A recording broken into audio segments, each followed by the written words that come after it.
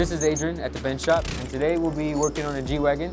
We'll be doing some engine mounts, and I'll also be giving you some background information on the G-Wagon, as well as some precautions that we take to do maintenance stuff on this G-Wagon, of course, here at the Benz Shop. So these are the engine mounts on the G-Wagon, and these are the old ones, of course, as you can see. This is the bracket here that the engine mount sits in. So I don't have the actual bracket that it sits in because it's still in the truck. This is the heavy play that happens when these get worn. The bushing is completely torn here, and then it's sitting much lower than the new one. Compare it side to side to what the old one that came out of the car to what the new one that we're putting in the car. It'll sit here, and that's how the new engine mount is going to be.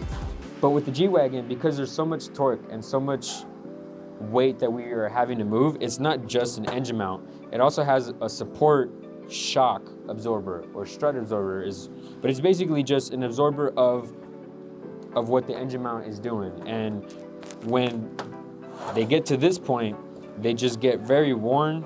You know, it's just very, very stiff. The bushings get collapsed. These are very collapsed compared to the new ones that we have. This is the smaller ones. This is the newer one. This is the old one. It's not that big of a difference, but it's still a big enough a difference to where when we put the new bushings in it, the new engine mounts, the ride is gonna be not as aggressive and heavy as it was before. We just wanna minimize the heavy dutiness that, of course, is the truck. These trucks back in the day, when they first came onto the road, before they came onto the road, they were military trucks. So that's why they're very big and bulky, very sturdy. They can handle a lot, you know, whenever you're able to. As you can see here, we are taking some extra precautions to maintenance the vehicle. These are very known to be just a little tippy on the lift. The vehicle's lift points are a lot narrower than a passenger car. Because the bigger lift was not available to me, we went up with a regular lift, and of course we took some extra precautions to make sure that this does not move as we do the engine mounts. What I did here is extra precaution, of course. I took this strap and I strapped it to the lift, and I went around the actual frame. Luckily, there's some space between the frame and the body, just enough for me to get this strap in. Same on this side over here.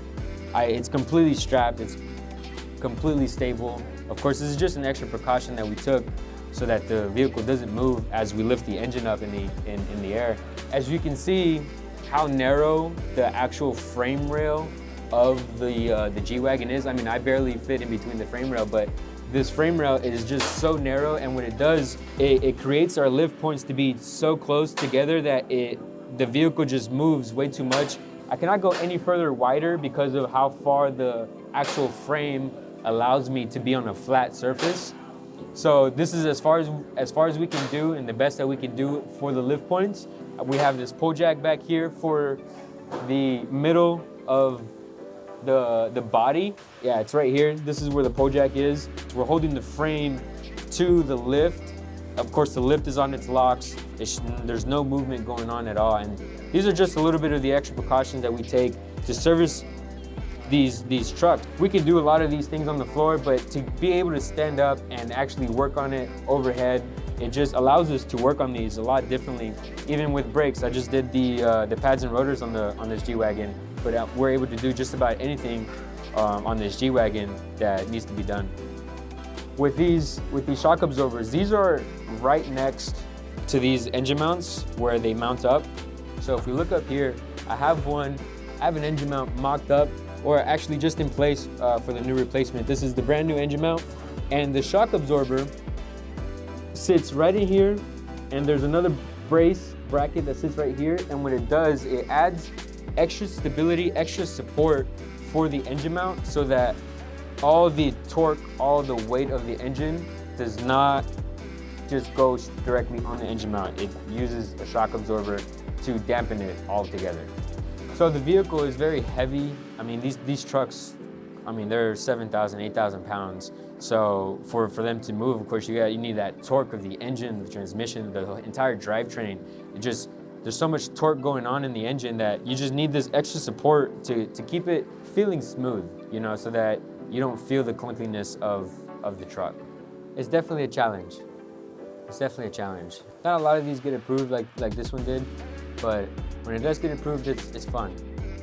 It's a lot of thinking outside the box, most definitely. And it's definitely a challenge. I mean, these trucks are always a challenge to work on. You have to think outside the box when, of course, you want to put it on the lift. You have to think outside the box when you want to do certain repairs. I mean, I have the manufacturer instructions, but sometimes they're not very detailed in what we need to remove and what we can remove. So what's next for this vehicle is we're going to repair the power steering leak, the very minor power steering leak that it does have. We did the engine mounts.